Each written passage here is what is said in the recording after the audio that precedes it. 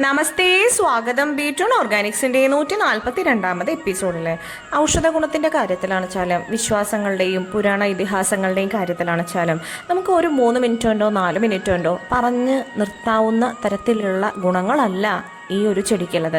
സംശയിക്കേണ്ട, ഇതാണ് കൂവളം, ശിവദ്രുമം, വില്വം, ബേൽ എന്നൊക്കെ മറ്റ് പേരുകളിൽ അറിയപ്പെടുന്ന ആ ഒരു ഔഷധവൃക്ഷം തന്നെയാണത്. നമ്മൾ വിശ്വാസപ്രകാരം ശിവൻ്റെ തൃക്കണ്ണ് പോലെയാണ് ഇത് ഇരിക്കുന്നത് എന്നാണ് പറയുക. അതുകൊണ്ട് തന്നെ ഇതിന് വളരെ പവിത്രമായിട്ടുള്ള ഒരു സ്ഥാനമാണ് നമ്മുടെ വിശ്വാസങ്ങളിൽ ഉള്ളത്. അത് മാത്രമല്ല, ഔഷധ നിർമ്മാണത്തിലാണെച്ചാലും ശരി, ഇതിനെ വെല്ലാനായിട്ട് മറ്റൊരു ഔഷധം ഇല്ല. നമ്മൾ പ്രധാനപ്പെട്ട എല്ലാ ഔഷധങ്ങളിലും ഇത് ഉപയോഗിക്കുന്നുണ്ട്. വിറകിന് ഉപയോഗിക്കില്ല കേട്ടോ, അതാണ് ഒരു പ്രധാന. ബാക്കി എല്ലാ ഉണങ്ങിയ വൃക്ഷങ്ങളും നമ്മൾ വിറകിന് ഉപയോഗിക്കുമ്പോൾ കൂവളം മാത്രം നമ്മൾ വിറകിന് ഉപയോഗിക്കുന്നില്ല. ഉഷ്ണവീര്യമുള്ളതാണ്, നാരക കുടുംബത്തിൽ പെട്ടതാണ്.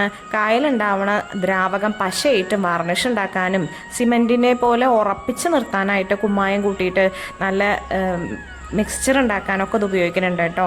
സിമൻറ്റ് പോലെ ഉറക്കി മതി. ഇല, വേര്, കായ, അതേപോലെ കാണ്ഡം, ഫലത്തിൻ്റെ മജ്ജ, തൊലി, പൂവ് ഒക്കെ ഔഷധയോഗ്യമാണ്. ആൻറ്റിബയോട്ടിക് ഗുണങ്ങളും ഉണ്ട്.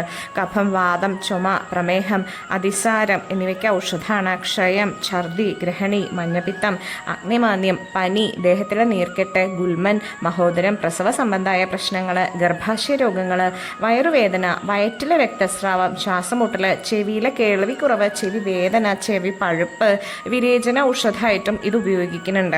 ഈ കൂവളത്തിൻ്റെ ചാറ് എണ്ണ കാച്ചിയിട്ട് ചെവിയിൽ ഒഴിച്ചു കഴിഞ്ഞ് കഴിഞ്ഞാൽ ചെവി വേദനയും പഴുപ്പും നിൽക്കുന്നുണ്ട് കേട്ടോ. ഈ ഇലയുടെ എണ്ണ കുമിളാക്രമണത്തിനെ പ്രതിരോധിക്കാനായിട്ട് കഴിവുള്ളതാണ്. അതേപോലെ തന്നെ പ്രധാനമായിട്ട് ശ്രദ്ധിക്കേണ്ടത്, നമ്മൾ ശ്രദ്ധിക്കാൻ പലപ്പോഴും മറന്നു പോകുന്നതായിട്ടുള്ള ഒരു കാര്യമാണ്, ഇതിലെ പ്രകൃതിയിലെ എല്ലാ അവസ്ഥകളും അല്ലെങ്കിൽ അവസ്ഥാന്തരങ്ങളും ഈ ചെടീനെ വളരെ പെട്ടെന്ന് തന്നെ ബാധിക്കുന്നതാണ്. അതുകൊണ്ട് തന്നെ ഈ അമാവാസി, പൗർണമി ദിനങ്ങളിൽ പ്രകൃതിക്കുണ്ടാവുന്ന വ്യതിയാനങ്ങൾ ഇതിനെയും ബാധിക്കുന്നുണ്ട്. മരുന്നിനായിട്ട് കൂവളത്തല ഈ അമാവാസിക്കും പൗർണമിക്കും പറിക്കരുതെന്ന് ഒരു പറയലുണ്ട്. അർബുദ ചികിത്സയ്ക്ക് കൂവളത്തിൻ്റെ സത്ത് പ്രയോജനമാണെന്ന് ജപ്പാൻകാർ വരെ കണ്ടുപിടിച്ചിട്ടുണ്ട് കേട്ടോ. നമ്മുടെ താളിയോല ഗ്രന്ഥങ്ങളിലും അല്ലെങ്കിൽ നാട്ടുവൈദ്യത്തിലും പാട്ടിവൈദ്യത്തിലും അതേപോലെ ഈ എന്താ പറയുക, തമിഴ് വൈദ്യങ്ങളിൽ, അതേപോലെ സിദ്ധൌഷധ ആയുർവേദത്തിൽ ഒക്കെ ഇതിനു മുന്നേ എത്രയോ പ്രാവശ്യം പറഞ്ഞിട്ടുള്ളതാണ്. അതേപോലെ വൈദ്യുത കാന്തിക തരംഗങ്ങളിലെ എക്സ്റേ പോലെയുള്ളത്, അതൊക്കെ മനുഷ്യരുടെ ശരീരത്തിൽ ഉണ്ടാക്കാവുന്ന ദോഷങ്ങളെ പ്രതിരോധിക്കാനായിട്ട് കൂവളത്തിലേക്ക് അരിഷ്ടവിധി പ്രകാരം വേർതിരിച്ച് ഉപയോഗിച്ച് കഴിഞ്ഞ് കഴിഞ്ഞാൽ നല്ലതാണെന്ന് പറയുന്നുണ്ട്. ശ്വാസകോശത്തിൻ്റെയും ശ്വാസനാളത്തിൻ്റെയും പേശികൾക്ക് അയവ് വരുത്താൻ ഇത് ഉപയോഗിക്കുന്നുണ്ട് കേട്ടോ. കൂവളക്കായ വറുത്തു പൊടിച്ചിട്ട് ശർക്കരയിൽ സേവിച്ചു കഴിഞ്ഞ് കഴിഞ്ഞാൽ ഈ ആഹാരം ആഗിരണം ചെയ്യാൻ കഴിവില്ലാത്തവർക്കും കൂടി അത് നല്ലതാണ്. ഇനിയുണ്ട് ഒരുപാട്, പറഞ്ഞാൽ തീരാത്ത